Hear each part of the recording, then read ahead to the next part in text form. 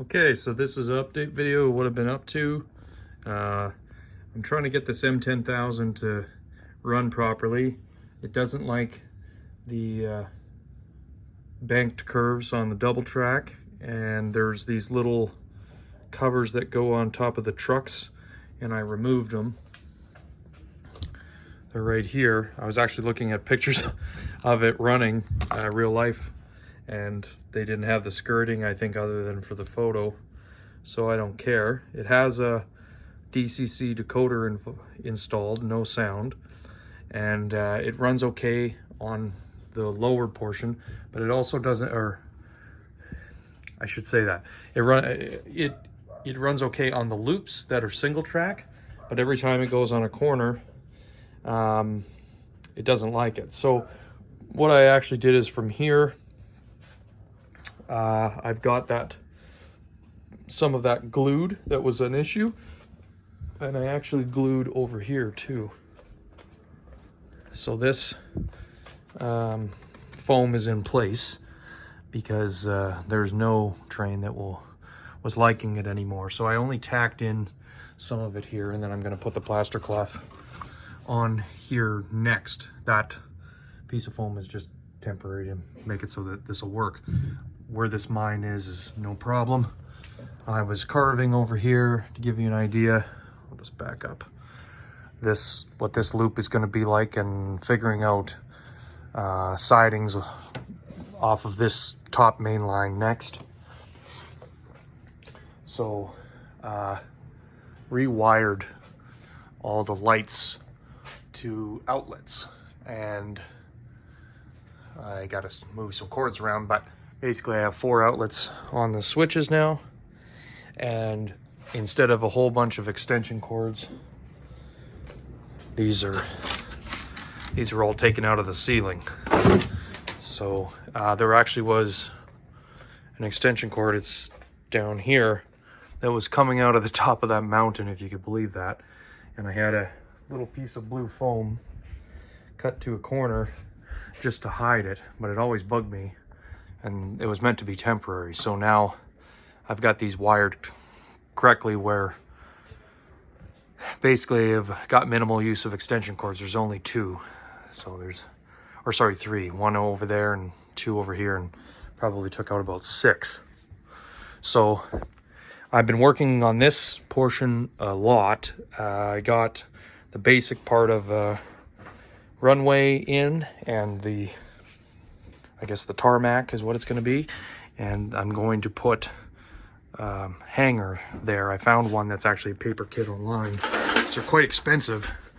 Either way, I'm going to scratch build something, because paper or scratch built, because I'm not going to pay $200 for a paper kit. That's how much they want online.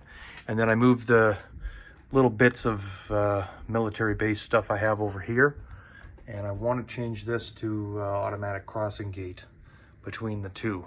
So the other thing that I'm working on is this threaded rod, so you can see how I do them.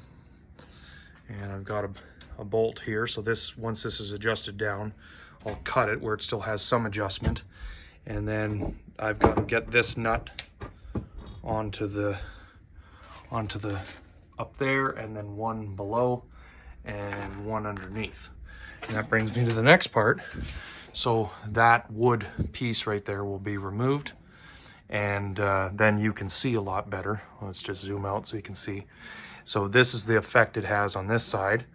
I got 3 others, so I can go and put some more in there. It's a lot of work to get that stupid thing in there. And this one's actually bent from my clamp, which I don't really care about. I can bend it back, but anything's better than what I've had. Because I've been starting to do scenery on this level, I started to care about having the legs and the extra wood that's in the way to get your hands in there. So I'm working on taking out all these legs, and I'm putting these brackets in. I had them on my previous layout.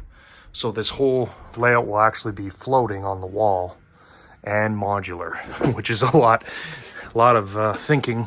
So under here, I air shot in a board on the flat direction, And did the same over here, so that has something to rest on, the L bracket. And I'm using these special screws. I really like them. I used them before. They're kind of expensive, but if you add up the fact that they basically have a washer, they're for building structural items like a deck. And these are the kind that are for non-treated wood. They have different kinds. So it has a Torx head, and it's got a really good design on here so that when you need to back it out, it actually can come out if you put it in the wrong spot or need to move it for tightening. So like you see, it's a little bit crooked, but in order to get it level. So I use those on the wall, and then in the top I just use drywall screws. So all of the square on the benchwork has got air nails connecting it, and I started drilling 1.125" holes through the whole layout, and I have these outlets everywhere now. So I'm doing all kinds of, I don't know, less exciting stuff. Is that less exciting? So it's been handy because now when I want to plug in the vacuum, I can just plug it in right there. I have power every 5 feet or so. So I don't have power on this wall because that wall was put in, and I have the outside power, and there's too many outlets on that breaker. So basically like wall outlets. This stuff that I'm running that's on here, you know, this is 2 reading lights and then some LED lights here. So I have to finish putting this roll up so that I can turn it back on so it doesn't melt. And I have to work on this scene here. This is glued, but figure out the bridge and start doing the plaster on this circle. So I have to figure out the track that goes underneath is really what the next stage is. And obviously this will be a bridge so that you can see the coal mine. Right now you can't see it properly. So yeah, that's kind of what I've been up to. I just wanted to give you an update. I also put a tunnel in here. Unfortunately cracked it, but it is hot glued in, and this roof is removable with pins, so I'm going to try and keep it that way. I'm just kind of building up the land and getting ready to do some more plaster over here as well.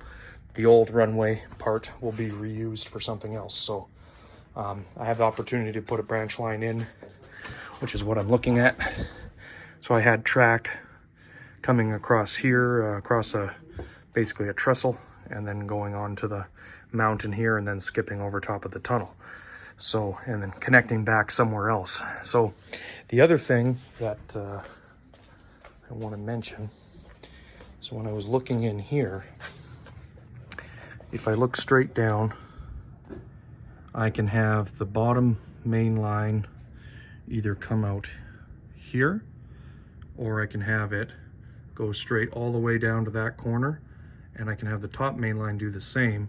So on this corner on the other side, that's my rumpus room, and I could have a HELIX on a cart that would be movable, and my wife would tolerate that.